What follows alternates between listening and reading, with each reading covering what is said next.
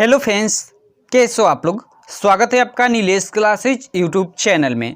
तो गाइज इस वीडियो में हम देखने वाले हैं क्लास 10th वालों के लिए रसायन विज्ञान यानी केमिस्ट्री के कुछ मोस्ट इंपॉर्टेंट क्वेश्चन। आप लोग देख सकते हो जो हम लोग का फर्स्ट क्वेश्चन है, कॉपर के दो अयस्कों के नाम तथा सूत्र लिखिए। और देखिए ये क्वेश्चन 2011, 13, 15, 17, 18 में आ चुका है। तो आप लोग समझ सकते हो ये क्वेश्चन कितना इंपॉर्टेंट है। ओके, तो देखिए कॉपर के दो अयस्क निम्न है, इस तरह इसका उत्तर लिखेंगे और दो अयस्क के नाम लिख देंगे और उसका सूत्र लिख देंगे। देखिए मैंने यहाँ दो कर ये दो सल्फाइड अयस्क और दो ऑक्साइड अयस्क का नाम लिख दिया।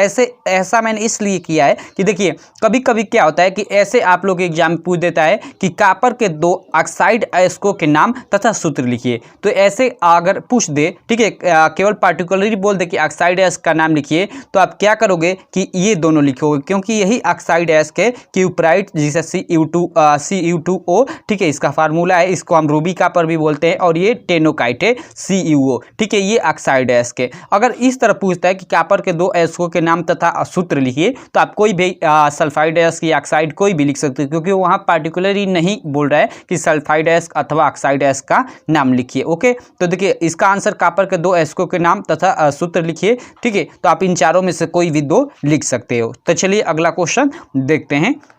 अगला हम लोग का सेकंड क्वेश्चन आप लोग देख सकते हो, कॉपर पाइराइड का सांद्रण किस विधि द्वारा किया जाता है। जी हाँ गाइस, आपने ऊपर पढ़ा कॉपर पाइराइड, ठीक है, यहाँ CuFeS2 जिसका सूत्र था। ठीक है, तो कॉपर पाइराइड का मैं बता दूं कि सांद्रण जो होता है फेन प्लॉन विधि, जिसे हम झाग फेन प्लॉन विधि भी कहते हैं, ठीक है, उसी द्वारा होता है। तो आप लोग याद रखिएगा कि कॉपर पाइराइड का सांद्रण फेन प्लॉन विधि द्वारा किया जाता है। ये काफ़ी मोस्ट इंपॉर्टेंट क्वेश्चन है, आप लोग याद रखिएगा। ओके, और ऊपर मैंने बताया ये चारों आप चीज़ें याद रखिएगा। ये मतलब काफ़ी चांसेस है कि आप लोग एग्जाम में पूछ देगा। और ये इसका सूत्र है, चारों आप लोग स्क्रीनशॉट भी ले सकते हो और याद कर लीजिएगा। ठीक है, और ये दोनों ऑक्साइड अयस्क के और ये दोनों सल्फाइड अयस्क के। चलिए अब अगला हम लोग का क्वेश्चन, सेकंड क्वेश्चन हो ही गया। थर्ड क्वेश्चन देख लेते हैं। देखिए थर्ड क्वेश्चन क्या है, थोड़ा लंबा है। ठीक है, ये आप लोग एग्जाम में 4 मार्क में पूछ देता है।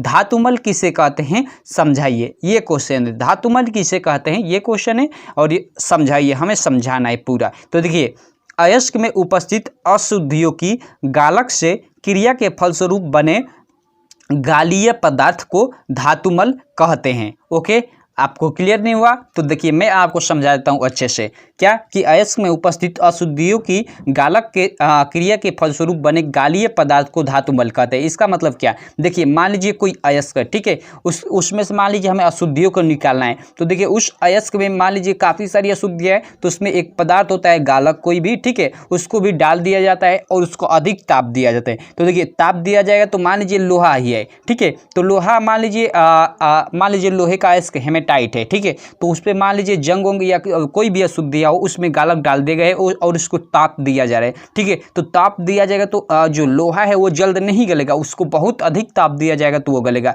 लेकिन वो जो अशुद्धियाँ हैं थोड़े ही ताप पे गल जाएंगी। और जो इसमें गालक डाला गया है, ठीक है, वो उसमें क्या करेगा कि उसको अच्छे से मतलब और गलाने में उसको मतलब मदद करेगा और गलाकर आसानी से उसको बाहर निकाल देगा। ठीक है, द्रवित रूप में वो बाहर निकल जाएगा और जो लोहा रहेगा शुद्ध अयस्क मतलब हेमेटाइट वो बच जाएगा। तो इस तरह होता है। ठीक है, तो ये परिभाषा आप क्लियर कर लीजिएगा कि अयस्क में उपस्थित अशुद्धियों की गालक से क्रिया के फलस्वरूप बने गालीय पदार्थ को धातुमल कहते हैं। और इसका उदाहरण देख लीजिए, उदाहरण भी थोड़ा काफ़ी लंबा है, क्वेश्चन भी भाई 4 नंबर का आता है तो लंबा तो रहेगा ही।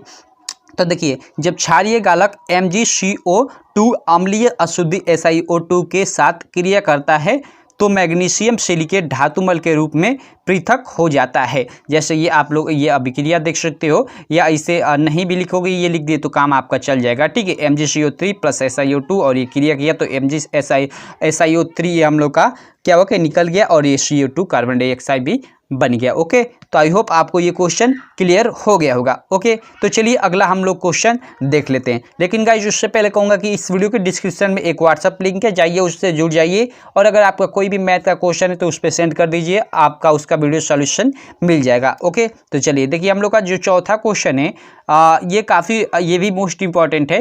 क्या है क्वेश्चन कि मिश्र धातु किसे कहते हैं। ओके, तो देखिए मैं आपको बताता हूँ, जब 2 या 2 से अधिक धातुओं को एक निश्चित अनुपात में मिलाकर पिघलाया जाता है तो तो ये धातुएं परस्पर मिल जाती हैं तथा एक समांगी, ठीक है, यहाँ समांगी लिख लीजिए बेटर रहेगा, ठीक है, ये समांगी है, ओके, तथा एक समांगी मिश्रण बनाती है जिसे मिश्र धातु कहते हैं। ये मिश्र धातु की परिभाषा हो गई, आप लोग याद रखिएगा। एक बार मैं और पढ़ देता हूँ, काफ़ी आसान है।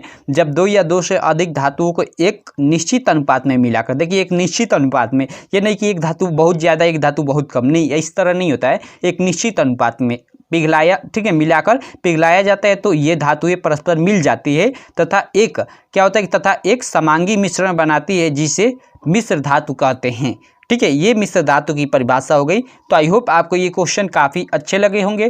तो अगर आपको ये वीडियो अच्छी लगी तो हमारे इस चैनल को सब्सक्राइब करें, वीडियो को लाइक करें और अपने दोस्तों में भी शेयर करें। और गाइस इस वीडियो के डिस्क्रिप्शन में व्हाट्सअप लिंक है, जाइए उससे जुड़ जाइए। तो बस इस वीडियो में इतना ही। Thank you.